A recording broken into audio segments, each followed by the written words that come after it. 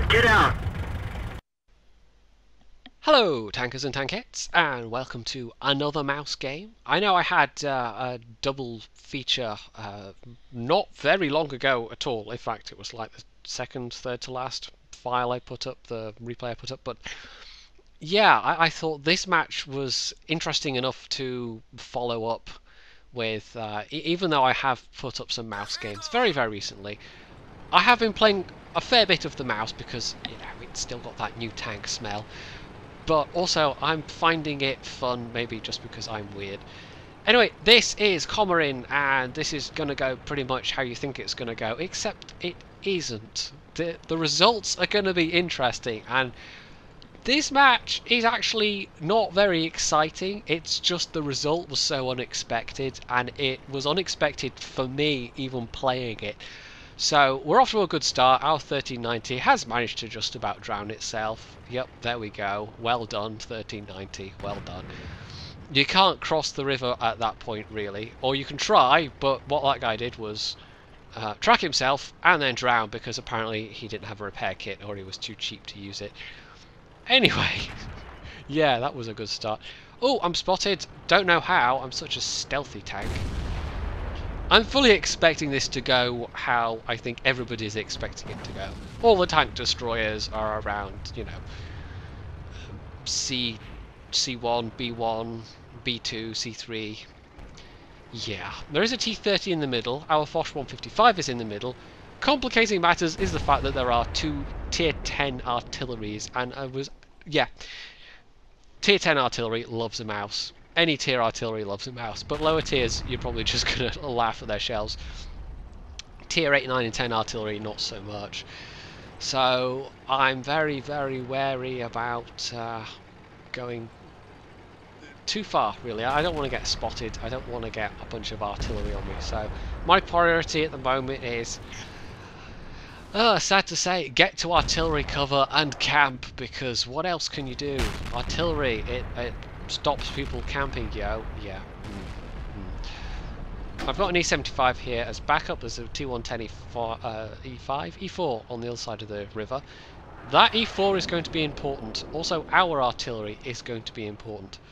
So I'm advancing with my front towards the church. I kind of deliberately picked my lane of advance.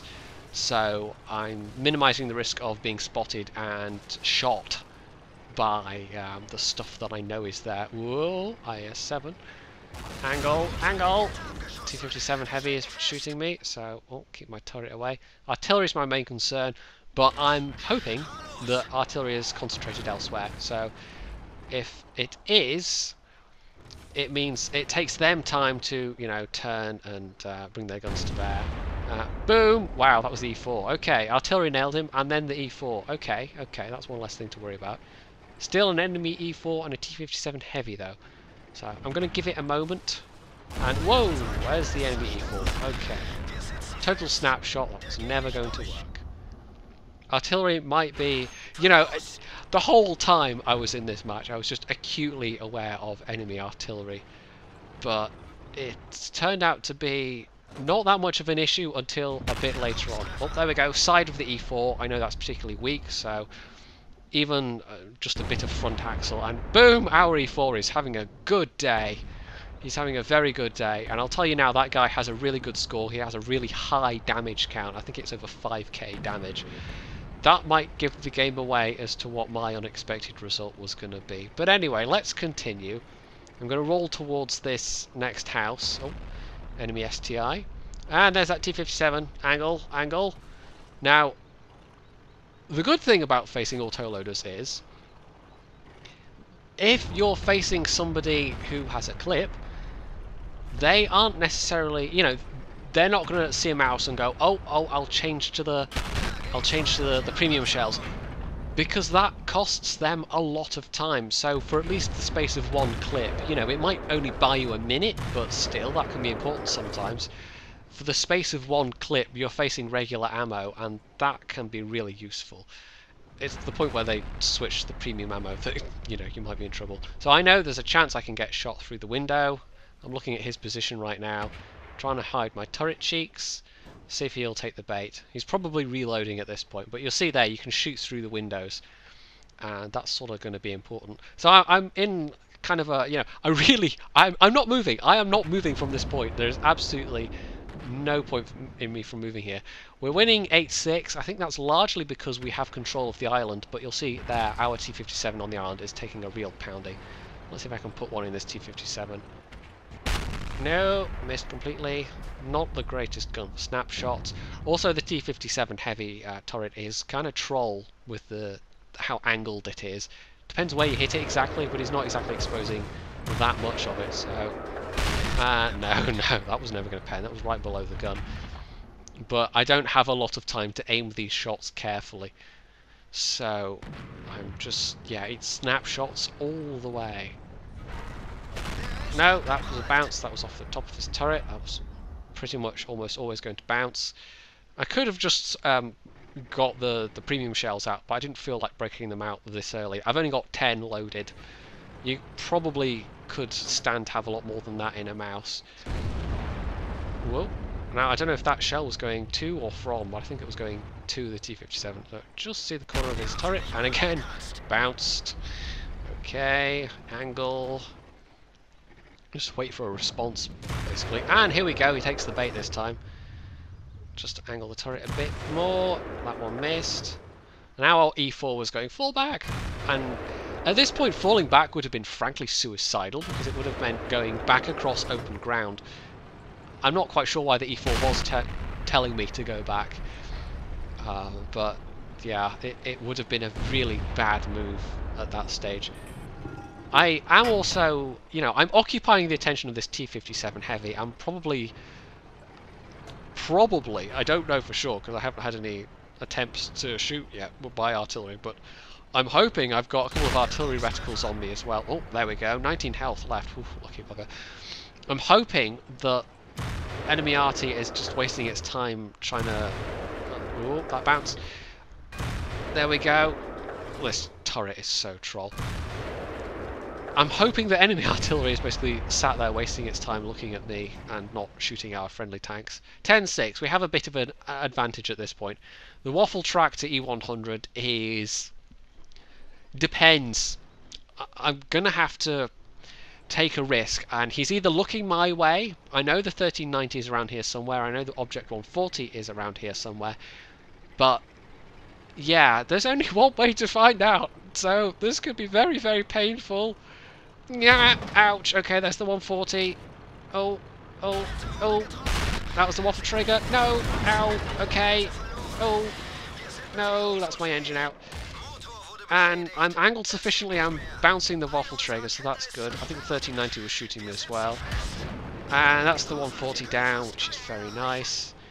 But mouse with a damaged engine. Yeah, the crew got very, very excited there. Everything got damaged at once. And there's artillery. Yeah, back to cover. Back to cover. So I had all of my health up until the point where I didn't, because everything shot me. I was very lucky that that didn't kill me though, that artillery shell. I think that was just a very close... I don't know. It was pretty low damage for a direct hit. It wasn't even that it was a splash. But bear in mind I do have the spall liner on this thing, so I think this is an occasion where the spall liner saved me. So there's one arty down. And my going where I did sort of... it got enemy RT to reveal their firing positions, and I was basically bait at that point. I've done bugger all damage. It's 1500 damage is nothing. That's 3 penetrating shots. It's down to Scout and an RT now. But the fact is, I think my presence on the flank dramatically changed the outcome of what would have happened on that flank otherwise. If I'd gone north or to the middle and just the E75 had been there alone, that may have gone very, very differently. Oh, sneaky kill. Yes! 21 health. Kill secured. Yay! So, yeah, that last arty might want a vengeance shot, because you never know. Sometimes they do. And I couldn't reload in time. So there we go. Yeah, I think I did my job as a mouse in that one. But let's take a look at the scores and see what exactly the unexpected result was. Well... Steelwall, that's not unexpected given the amount of damage I took in a very short space of time. The Waffenträger E100 alone would have been enough, the T57 heavy as well. But it's It's not the damage that gave me my high score, because I had the best score on the team. It's the fact that I got 5.2k spotting damage, and it was pure spotting damage. There was no assistance damage in that whatsoever. So, yeah, Scout Mouse OP. Now that's the point where the 400 meter view range came in useful. The fact that I was the forward tank came in useful. I actually spotted a couple of tanks there. The IS-7 and the STI, I spotted those both. But, you know, you see there the E4 did 5.2, nearly 5.3k damage. I would have I would have gotten some of that. I would have gotten some of the artillery, the spotting for the artillery damage. And it's just, yeah, Scout Mouse OP. I know we like to play our heavy tanks as scouts on Circon stream, you know, KV5 especially, but it might have to move aside for the mouse, clearly. I'm also quite impressed with, you know, potential damage to 12.6k. That's probably my best score yet in the mouse, although I might have slightly surpassed it. I don't think I've done over 13k yet anyway, but it's entirely possible. So yeah, Scout Mouse OP. It clearly needs a nerf, clearly. Please don't nerf it, Wargaming. Please. Please. You never know. It's German. They might be tempted. So, if you enjoyed this replay, you can leave a comment below. You can hit the like button. You can subscribe to my channel. And of course, as always, stay tuned for more.